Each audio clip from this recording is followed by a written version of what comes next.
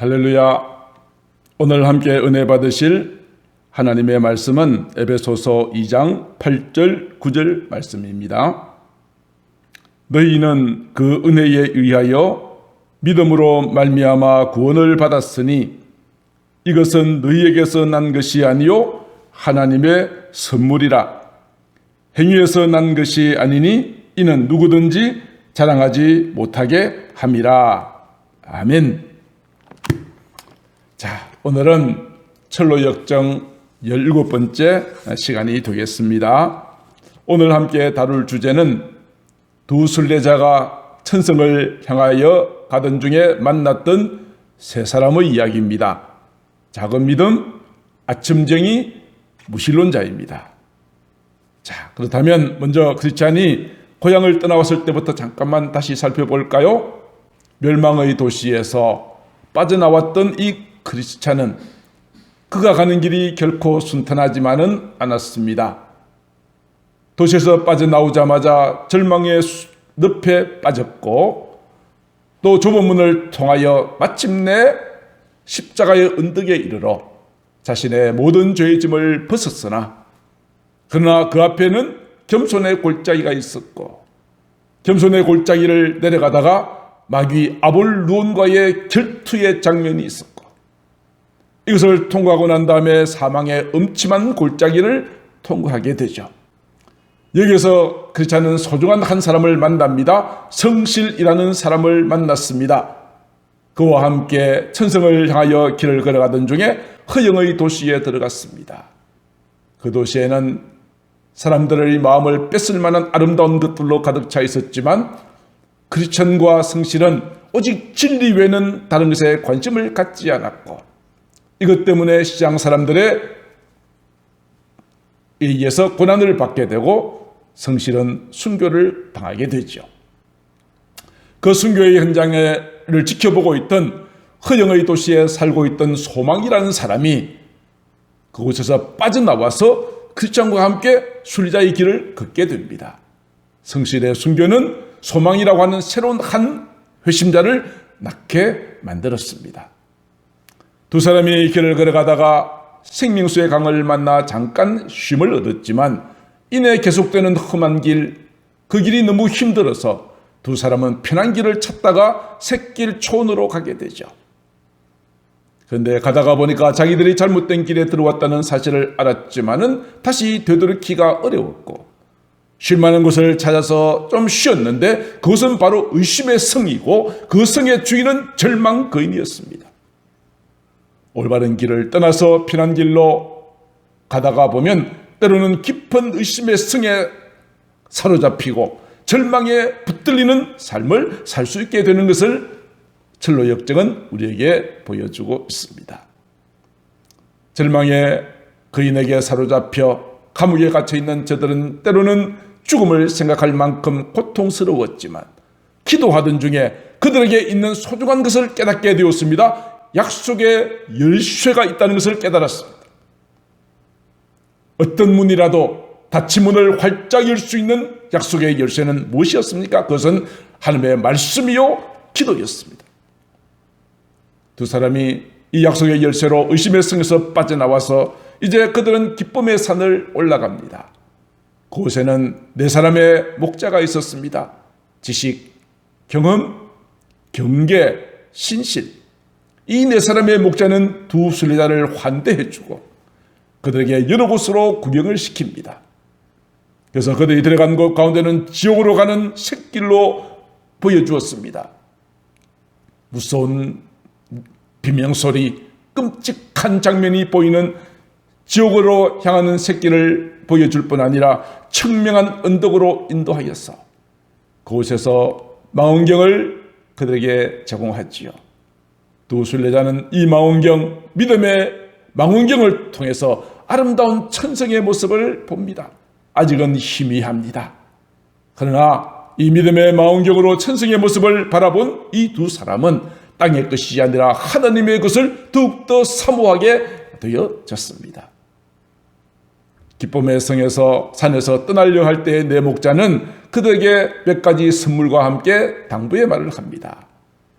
먼저 가장 그들에게 천성으로 향하여 갈 수 있는 길 안내도를 줍니다. 그것은 두루마리였습니다.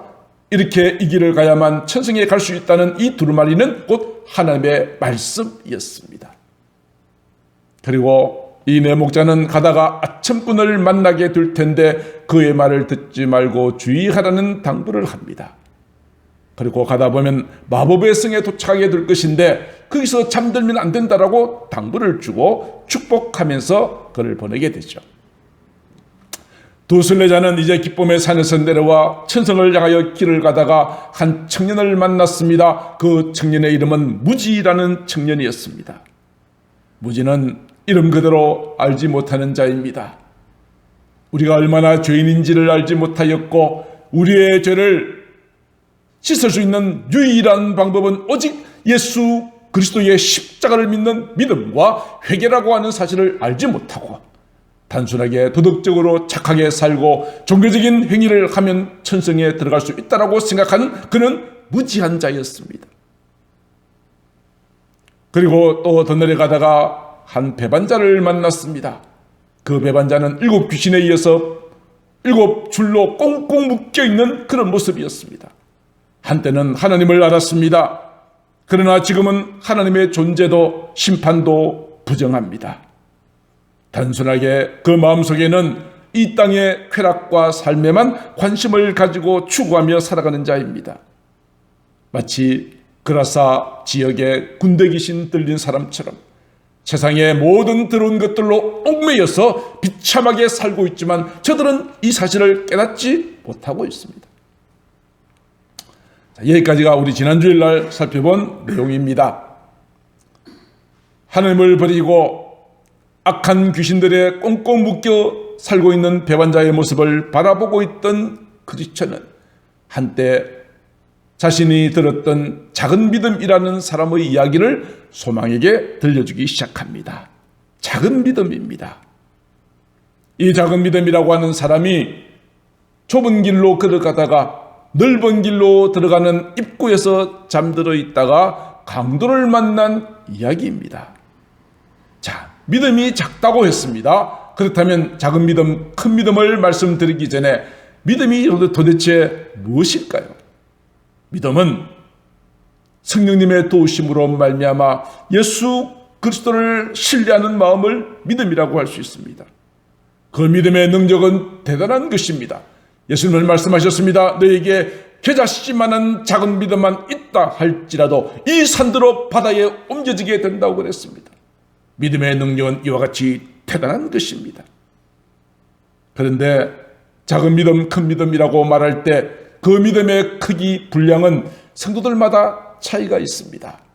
그리고 같은 성도라 할지라도 시기적으로 어떤 때는 믿음이 강하기도 하다가 연약해지기도 합니다.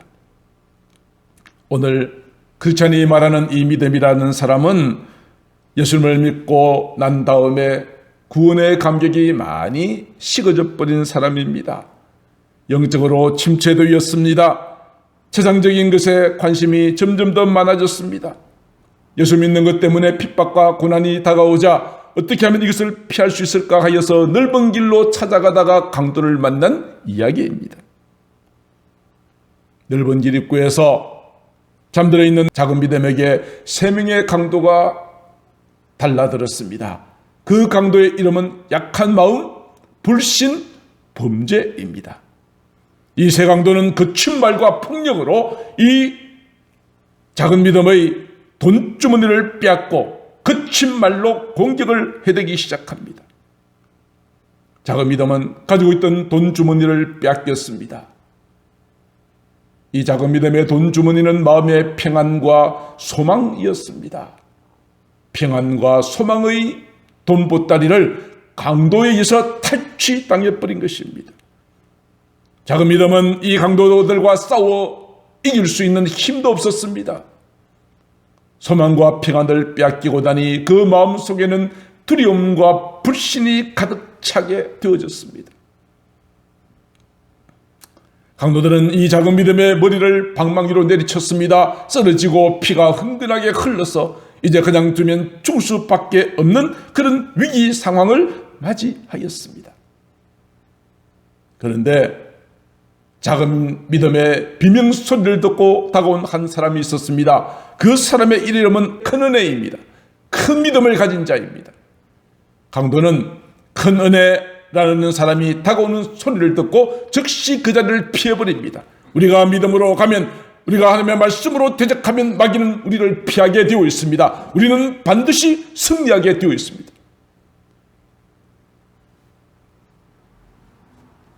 믿음은 이때 강도들과 싸워서 어쩔 줄 모르는 작은 믿음이 아니라 큰 믿음을 가지고 주님의 이름으로 선포하면 악한 사탄과 마귀는 반드시 떠나고 승리할 수 있게 되어지는 것입니다.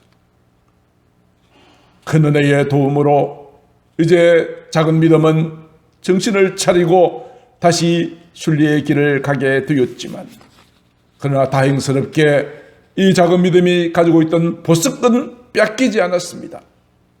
그 보석은 천국으로 들어갈 수 있는 증명서였습니다. 가장 귀중한 것은 하나님의 은혜로 뺏기지 않았습니다. 믿음이라고 하는 보석은 가지고 있었지만 그가 가지고 있던 돈 보따리, 평안과 소망의 보따리를 잃어버린 것 때문에 이 작은 믿음은 슬퍼합니다. 슬퍼합니다.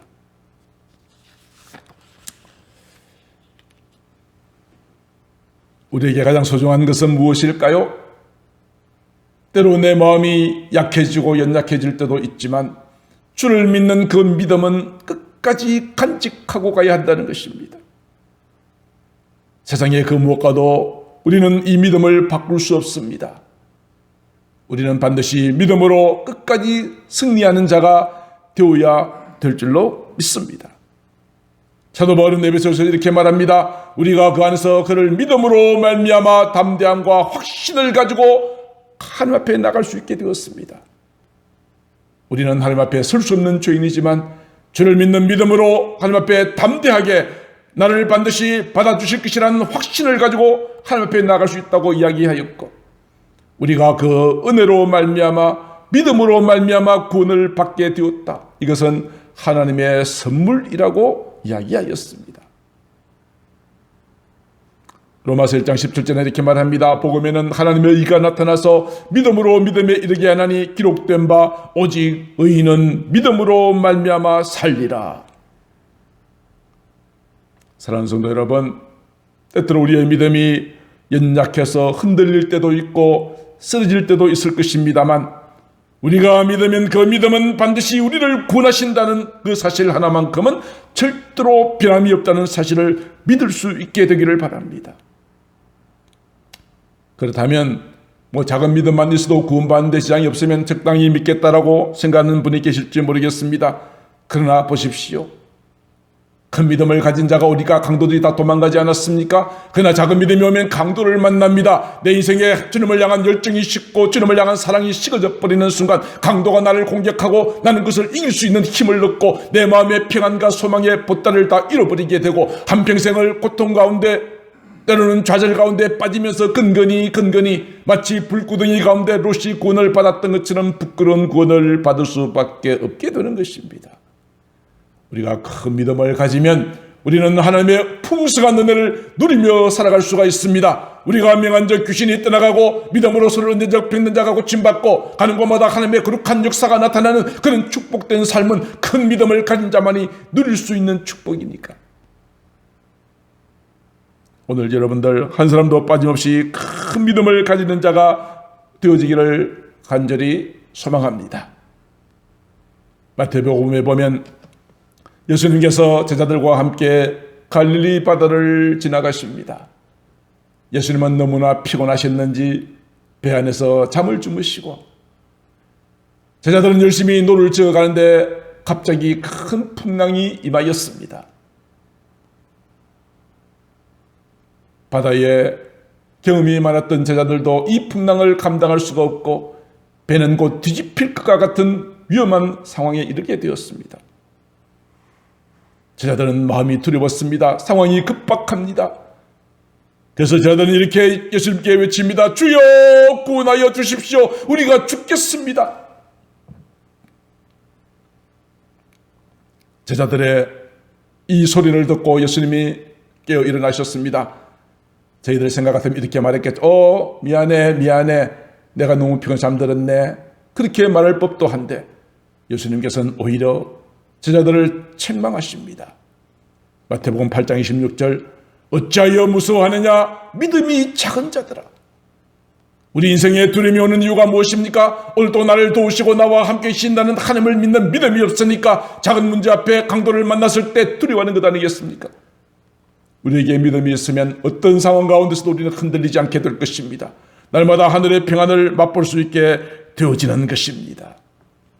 작은 믿음을 가지면 풍랑 앞에서 두려워하게 되지만 큰 믿음을 가지면 바람아 내게로 다가와라. 하나님이 나와 함께 계신다. 내 인생의 배에 하나님이 타고 계시니 나는 두려워할 것이 없노라. 얼마나 담대한 믿음으로 살아갈 수가 있게 되겠습니까? 사랑하는 성도 여러분, 우리가 은혜의 자리에서 멀어지면, 세상과 가까이 하면, 믿음이 작아지면 강도를 만납니다. 작은 믿음으로는 풍성한 믿음의 축복과 은혜를 누리지 못합니다. 그러므로 여러분, 우리는 큰 믿음을 가지기를 힘쓰는 자가 되기를 축복합니다. 날마다 주님을 아는 지식의 풍성한 자가 되십시오. 그리고 우리의 여러분의 모든 삶 가운데 하나님을 체험하는 자가 되시기를 바랍니다. 내 힘으로 하려고 하지 말고 주님의 은혜를 구하세요. 주님께 간구하세요. 그렇다면 우리는 하나님의 자녀로서의 권세를 가진 사람으로서 우리는 하나님의 축복 가운데 살아갈 수 있게 될 것입니다. 작은 믿음의 이야기를 마치고 난 다음에 계속 길을 걸어가다가 또 한 사람을 만나게 되는데 그는 아첨쟁이입니다. 길을 가다 보니까 그 앞에 길이 두 갈래 길이 나왔습니다. 둘 다 곧은 길처럼 보였습니다. 어느 길로 가야 참된 길인지 알 수가 없었습니다. 이러한 상황 가운데 있을 때 저들은 어떻게 해야 했을까요? 우리가 기쁨의 산에서 4명의 목자가 그들에게 주었던 한 가지 선물을 기억하십니까? 두루마리, 곧 천국으로 들어가는 지도였습니다. 안내도였습니다. 내비게이션이었습니다. 하나님의 말씀이었습니다. 말씀을 펴서 어느 길이 옳은지를 알았다면 저들은 바르게 길을 찾아갈 수 있었겠지만 똑같이 생긴 비슷하게 생긴 이 두 길 앞에서 두 사람은 망설이고 있습니다. 어느 길이 옳은 길인지. 바로 그때 또 한 사람이 등장합니다. 그의 피부는 검었습니다만 흰옷을 입고 있습니다. 검은 피부를 가리고 있는 흰옷, 그 속에는 악한 의도가 가득하지만 흰옷으로 포장하고 있는 그런 거짓 사도가 바로 아첨쟁이라고 하는 이름을 하는 바로 그 사람입니다. 사도 바울은 이 자들을 향하여 이렇게 이야기합니다. 고린도후서 11장 13절 그런 사람들은 거짓 사도요 속이는 일꾼이요 자기를 그리스도의 사도로 가장하는 자들이라. 잘못된 가르침을 주는 거짓된 사람들이 바로 이러한 사람들이라고 하는 것입니다. 우리는 이러한 사람들을 잘 분별할 수 있어야 합니다. 계속해서 사도 바울은 이렇게 말합니다. 사탄도 자기를 광명한 천사로 가장하니까 사탄과 함께 일하는 일꾼들도 의의 일꾼으로 가장한대요. 하얀 옷을 입고 있으니 그 속에 어떤 악한 의도가 있는지 사람들은 알기가 어렵죠. 그러므로 우리는 늘 말씀으로 깨어있지 않으면 이런 잘못된 오류에 빠지기가 쉽다는 것을 우리가 알아야 하는 것입니다. 두 갈래 길 앞에서 어느 길로 가야 될지 알지 못하는데 이 사람이 나타나서 나도 천국으로 가는 길입니다 라고 말하면서 나를 따라오세요 그랬습니다. 이 사람의 말을 듣고 두 사람이 길을 가다가 그만 덜컥 감춰진 그물에 묶이고 말았습니다. 걸리고 말았습니다. 이것은 무엇을 말합니까? 거짓 교사들의 말을 듣고 오류와 어리석음에 빠지고 하나님의 말씀의 인도함을 받지 않으면 이런 위험에 처하게 된다는 것이죠. 그물에 갇힌 저들은 아무리 빠져나오려고 애를 썼지만 빠져나올 수가 없었습니다. 실제로 그렇지 않습니까? 이단에 한번 빠진 사람들 다시 들어오게 하는 것이 얼마나 어렵던가요? 이단에 한번 빠지고 나면 어지간히 해서는 빠져나오지를 않습니다. 빠져나오지를 못합니다. 우리가 범하는 잘못 중에 하나는 언제부터인가 하나님의 말씀보다는 자신의 경험과 지혜로 스스로 결정하고 판단한다는 것입니다. 그러나 우리가 내 생각대로 살아간다면 우리는 이러한 오류에 빠질 수밖에 없고 사탄과 마귀가 놓은 함정에 그물에 걸릴 수밖에 없다는 사실을 우리는 기억해야 합니다. 날마다 말씀과 동행하십시오. 그분과 대화하십시오. 그분의 뜻을 따라 그분의 가신 길을 따라가는 것이 가장 지혜로운 길인 것입니다. 우리 이러한 마음의 결단을 담아서 주님 말씀하신 면을 함께 찬양하도록 하겠습니다.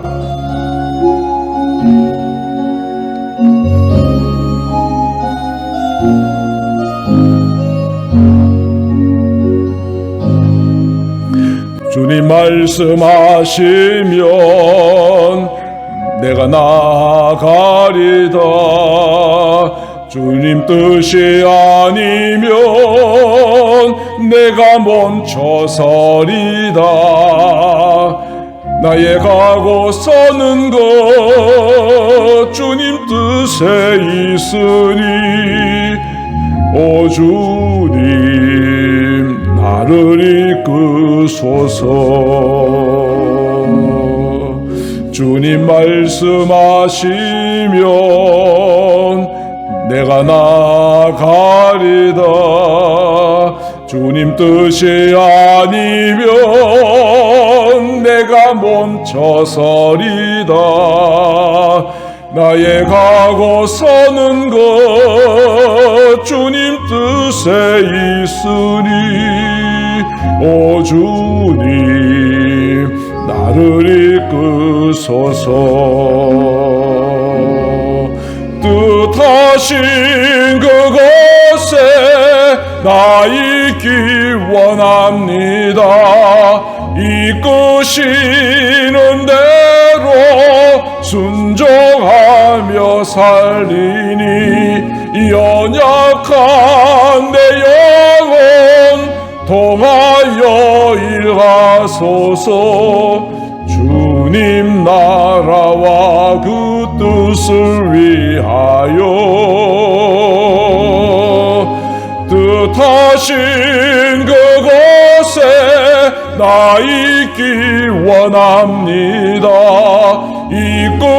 이끄시는 대로 순종하며 살리리 연약한 내 영혼 통하여 일하소서. 주님 나라와 그 뜻을 위하여 오 주님 나를 이끄소서. 사랑하는 성도 여러분, 우리는 주님이 이끄시는 대로 길을 가야 합니다. 세상 소리 듣지 말고 잘못된 가르침에 우리의 마음 빼앗기지 말고 날마다 주님의 음성 듣고 그 길 따라 걸어가시는 저와 여러분들 되시기를 주님의 이름으로 축복합니다. 이 두 사람이 아침정예의 말을 듣고 잘못된 길로 가다가 그물에 갇혀버렸습니다. 빠져나올 수 없는 바로 그런 상황 가운데 한 빛나는 사람이 손에 채찍을 들고 등장합니다. 그 채찍은 천사의 모습을 갖추고 있지만 여기서 말하는 것은 성령님께서 저들을 도우신다는 것을 의미합니다. 성령님께서 어려움에 빠진 그 사람을 어떻게 도우십니까? 6가지로 도우시는데요. 가장 먼저 아침정의의 정체가 무엇인지를 이야기해 줍니다. 진리를 밝히해 주는 역할을 성령님께서 하십니다. 그리고 이 천사는 그물을 찢어서 그들을 구출하여 자유케 합니다. 진리를 알지니 진리가 너희를 자유케 하리라. 그리고 다시 올바른 순례의 길을 갈 때 진리만을 의지하도록 이야기를 해줍니다. 그리고 당신들이 왜 이 그물에 갇히게 되었는지를 이야기하죠. 죄를 책망합니다.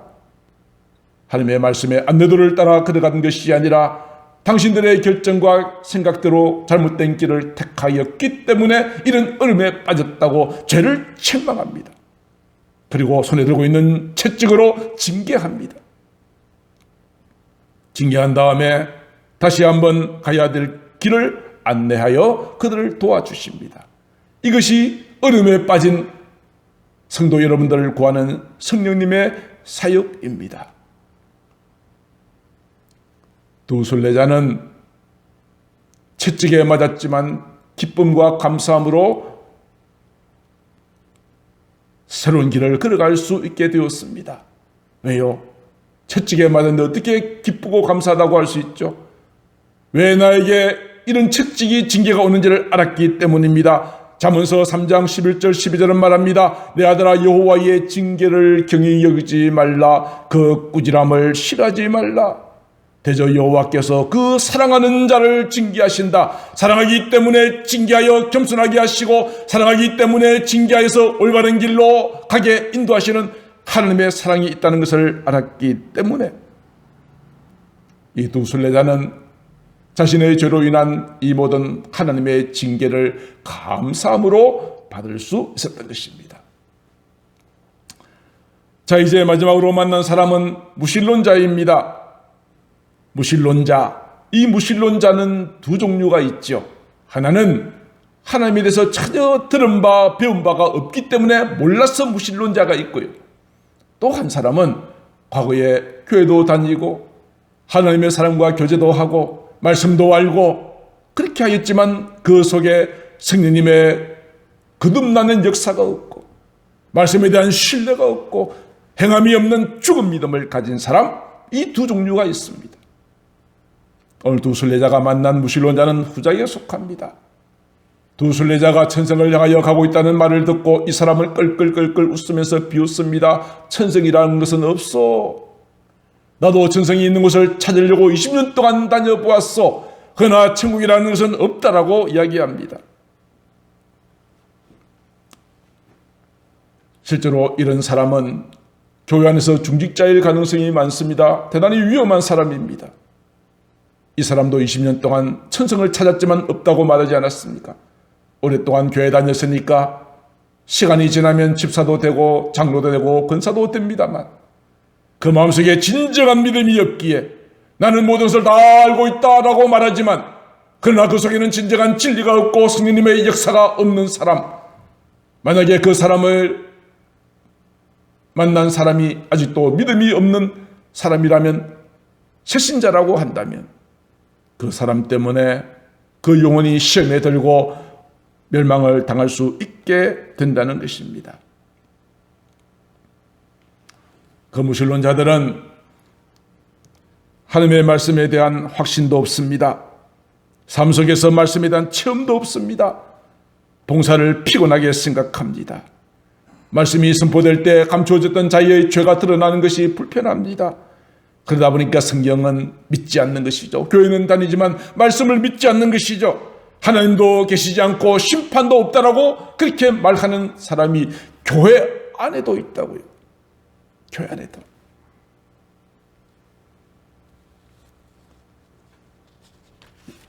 우리의 잘못된 삶의 모습으로 혹 다른 사람이 시험에 빠지게 된다면 그런 사람을 향하여 하나님께서는 매우 준엄하게 이렇게 말씀하십니다. 에스겔서 3장 18절. 가령 내가 악인에게 말하기를 너는 죽으리라 이렇게 말했습니다. 내가 그렇게 말했는데 네가 그 악인에게 가서 깨우치지 않거나 말로 악인에서 빨리 나와서 악한 길에서 떠나서 생명을 구원하라 이렇게 말하지 않는다면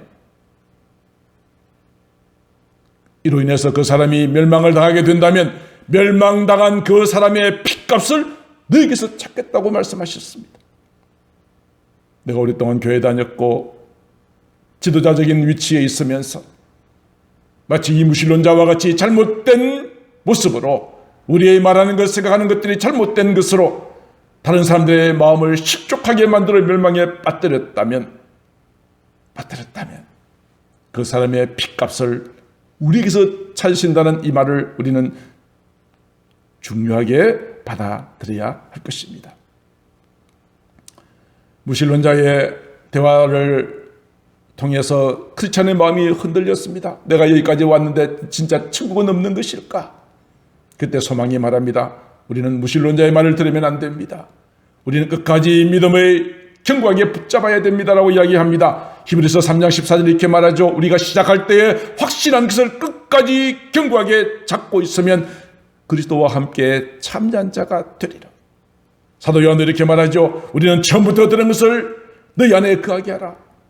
우리가 듣고 믿었던 그 복음의 말씀을 우리 안에 거하게 하면 우리는 결코 잘못된 길로 실족하지 않게 될 것이라고 크리스찬에게 격려합니다.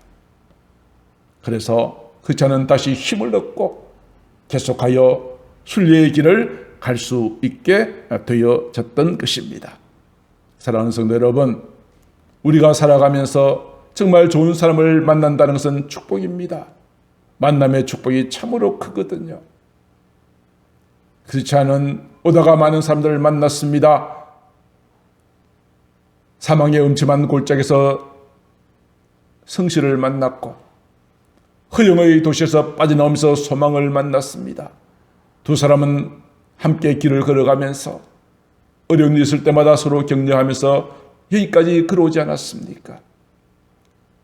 크리스찬이 흔들릴 때 소망이 붙들어주고 소망이 흔들릴 때 크리스찬이 붙들어주고 한 사람보다 두 사람이 얼마나 나은지요. 그래서 솔로몬은 이렇게 말했죠. 두 사람이 한 사람보다 낫다. 그들이 수고함으로 좋은 상을 얻게 될 것이라고 이야기하였습니다. 사랑하는 성도 여러분, 이제 우리 자신을 한번 돌아보십시다. 나는 어떤 크리스찬입니까? 나는 다른 사람들에게 선하고 아름다운 영향력을 끼치는 자입니까? 그렇지 못하다면 누군가 나에게 아름다운 만남의 축복으로 나타나기를 기다리기 전에 먼저 그들에게 찾아가서 함께 짐을 나누어 지는 아름다운 동력자가 되어주십시오. 함께 기도하고 함께 짐을 나누고 함께 사랑을 나누는 아름다운 관계를 여러분들이 먼저 찾아가서 일을 하십시오. 그러한 자에게 하나님의 놀라운 축복이 있습니다.